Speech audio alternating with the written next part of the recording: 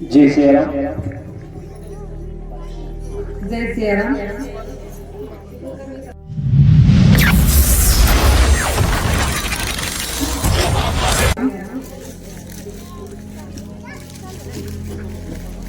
श्री गणेशाय नमः। श्री सरस्वते नमः। श्री गुरुभ्यो नमः। परम पूज्य काशीनाथ महाराज की जय। जगद्गुरु रामानंदाचार्य नरेंद्राचार्य जी की जय।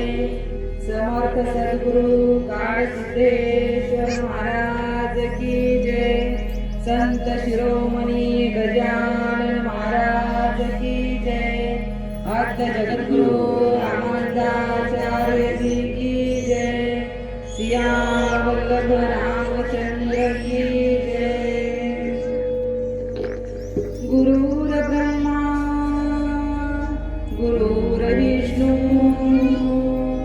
गुरुर्देवो महेश्वरा। गुरुर्साक्षात् परब्रह्म तस्मै श्री गुरवे नमः।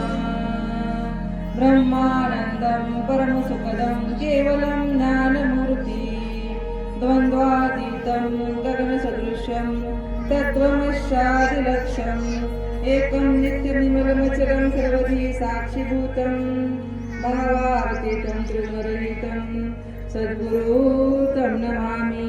सद्गुरु तं नमामि। सद्गुरु तं नमामि।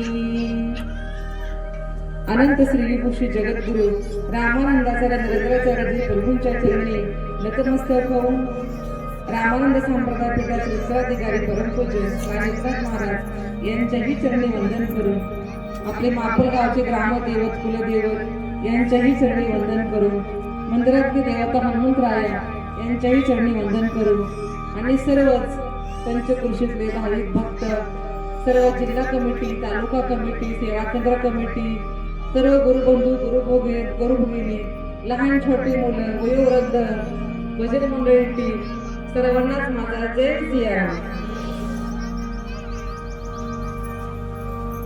आजचा दिवस आपला आनंदाचा ना। भाग गेला शीन गेला अवघा झाला आनंद। बहुनी मगाशी बोलले की आपण ह्या कार्यक्रमाचे खूप दिवसापासून तयारी करत होता ना। आजचा कार्यक्रम आहे, आपल्या गावची पालखी आहे, आपल्या गावची पालखी आहे आणि आता तो दिवस उजळला आणि मी पाहत होते सकाळपासून सगळ्या महिलांची गडबड आल्यापासून आवरायची तयारी, सगळा आनंद आनंद। एकच आनंद होता चेहऱ्यावरती की माझ्या दारात आज माझ्या घरात कोण येणार आहे, जगद्गुरु श्री येणार आहे आणि त्यांचं स्वागत मला करायचंय। हे सगळ्यांच्या मनामध्ये काय होता, भाव होता। भाऊ देवाला हाच भाव आवडतो। देवाला काय आवडतो, तुमचं रंग, तुमचं रूप, तुम्ही किती भारी साडी घातली आहे, तुम्ही किती श्रीमंत आहे, तुम्ही किती गरीब आहे, तुम्ही किती शिकलाय, हे देवाला नाही लागत। देवाला काय लागतो, भाव लागतो।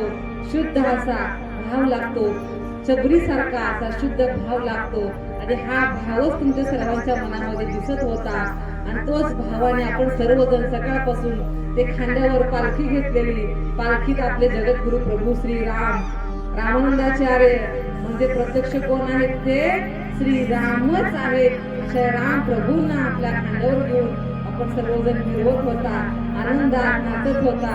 कोणाला हे काही दुखत नव्हतं, काही नाही। सगळ्यांच्या मनात एकच भाव की माझ्यावरती कृपा झाली पाहिजे, देव प्रसन्न झाले पाहिजे ना। हाच भाव सगळ्यांच्या मनामध्ये होता। तो कसा होता, तर शबरी सारखा होता ना। शबरी एक रानटी होती ना, आपला शबरी धर्म आपल्या जवळ। शबरी एक जंगलात राहायची, एका जंगलात भिल्लाची ती मुलगी होती, रानात राहायची। पण तिचे गुरु होते मातंग ऋषी। मातंग ऋषी हे कोण होते, शबरीचे गुरु होते आणि गुरुने सांगितलं होतं, गुरुवाक्य ब्रह्मवाक्य, की शबरी एक दिवस श्रीराम तुला भेटायला येणार। मग त्या गुरुवाक्यावर किती विश्वास ठेवायचा, किती श्रद्धा ठेवायची हे शिकावं तर शबरीकडून शिकावं। आपल्या ही जगद्गुरु श्री आध्यात्मिक शाळेमध्ये सगळे आपण आध्यात्मिक शाळा ऐकतो ना. हात वरती करा, कोण कोण शाळा ऐकते आध्यात्मिक शाळा OMS ची.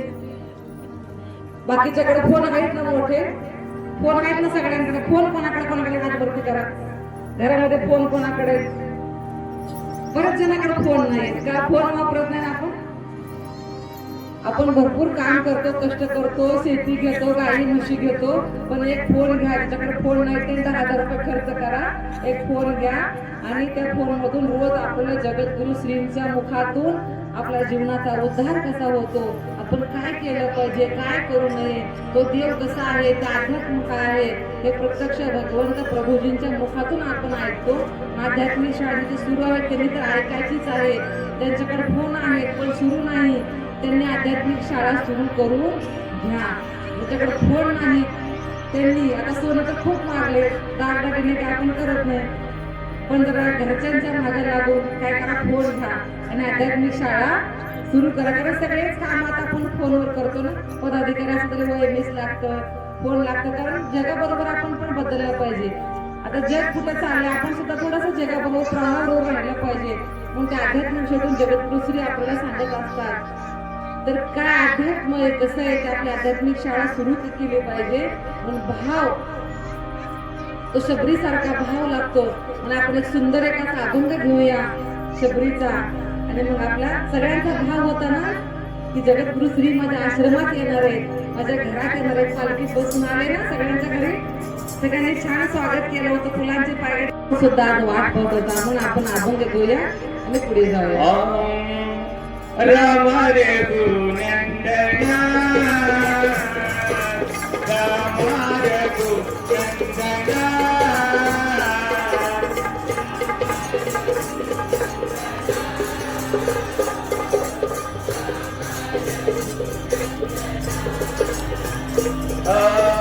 आज मतिया कधी दिला, आज मतिया कधी गाता